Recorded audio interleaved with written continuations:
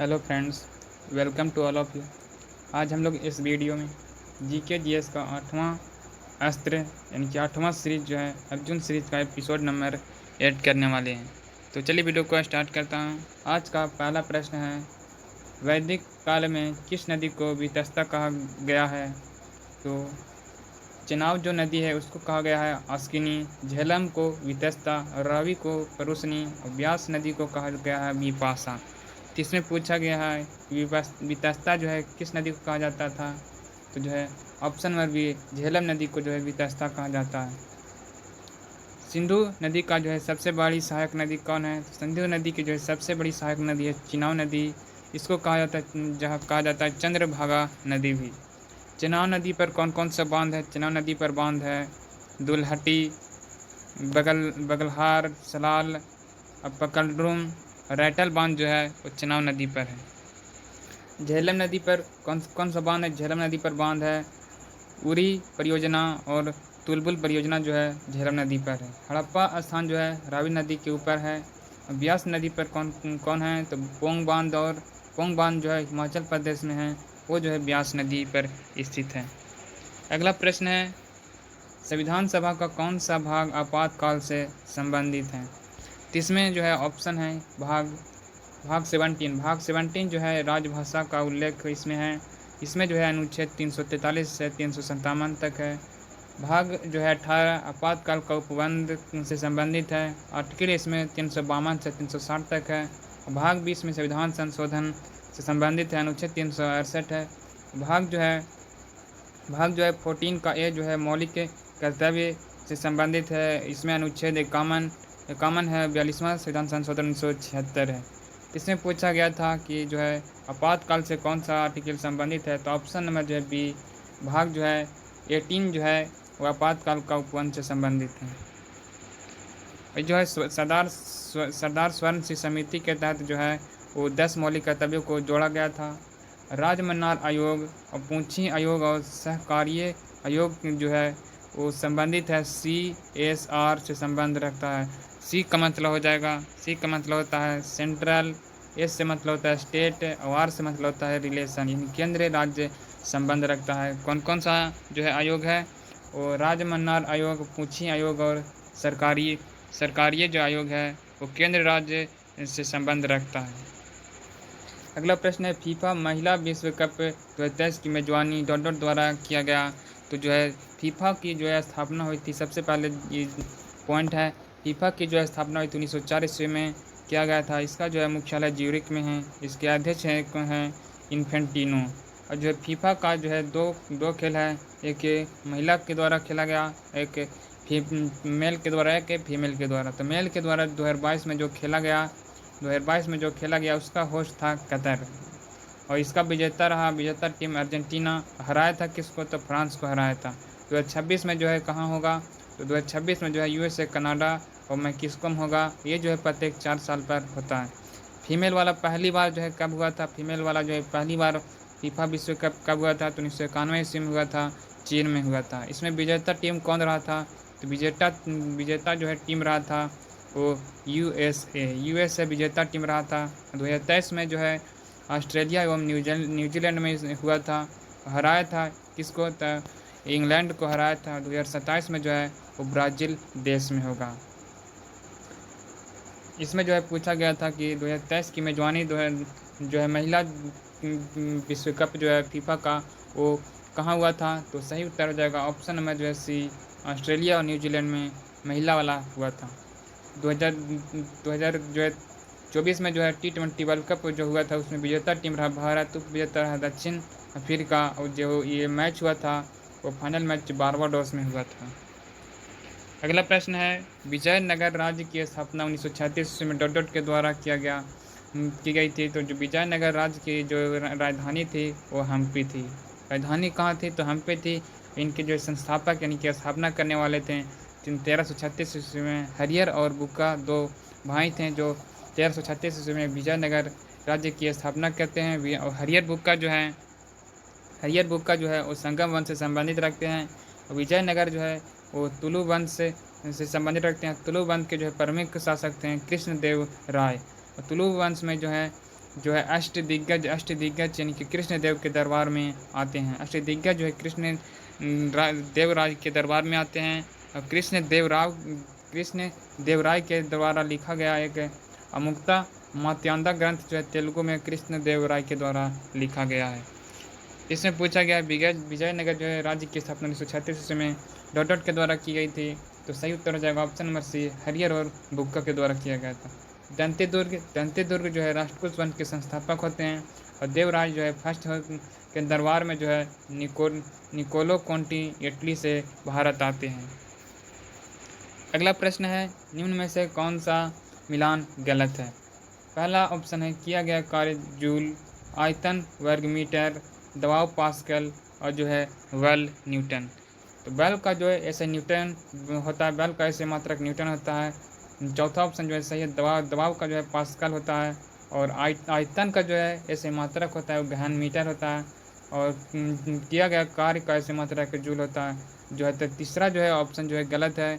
तीसरा जो है यहाँ पर वो आयतन का जो है वो होता है घन मीटर, और वर्ग मीटर जो होता है एरिया क्या होता है।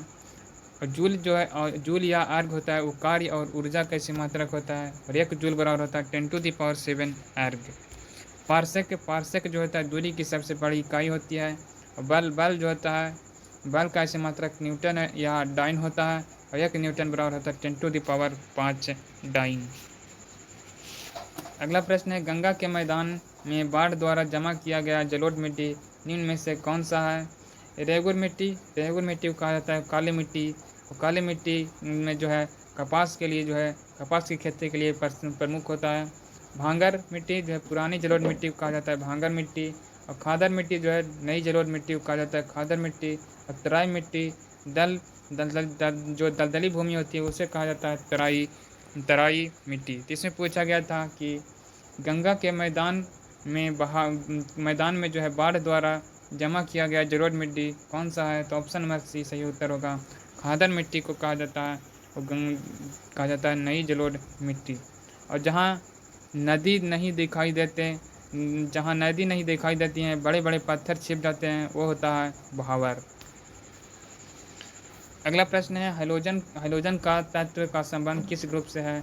तो सबसे जो है पहले आवर्त सारणी जो है देने वाले थे, मोजले ने दिया था। इनका जो आधार था परमाणु क्रमांक Z था। और इसमें जो है 118 तत्व थे और 7 वर्ग और 118 वर्ग थे। और मेंडलीव के द्वारा जो दिया गया था वो परमाणु क्रमांक यानी कि A पर आधारित था। और इसमें तत्व थे 63 थे। 15 जो है 15वां ग्रुप में N फैमिली यानी कि नाइट्रोजन फैमिली होता है। और 16वां ग्रुप में ऑक्सीजन वो और सल्फर यानी कि चेल्कोजन ग्रुप होता है। और 17 में जो होता है फ्लोरीन क्लोरीन यानी F फैमिली होता है, हेलोजन फैमिली जिसको कहा जाता है। और 18 ग्रुप में जो होता है नियॉन आर्गन Ar क्रिप्टन और जेनॉन यानी किसी को कहा जाता है शून्य गैस, नोबेल गैस या अकीरी गैस। तो इसमें पूछा गया था कि हाइड्रोजन का तत्व का संबंध जो है किस ग्रुप से है? तो ऑप्शन नंबर बी सही उत्तर हो जाएगा। 17वां ग्रुप जो है वो हाइड्रोजन फैमिली से संबंधित है। अगला प्रश्न है, भारतीय संविधान का निम्न में से कौन सा अनुच्छेद संसद को सशस्त्र बलों, अर्धसैन्य बलों, पुलिस बलों और खुफिया एजेंसियों और समान बलों के सदस्यों के मूल अधिकार को निर्बंधित या निराकृत करने का अधिकार देता है? तो अनुच्छेद जो 35 है वो भाग 3 को जो है अंतिम आर्टिकल होता है। इसमें जो होता है संसद के पास पावर होता है।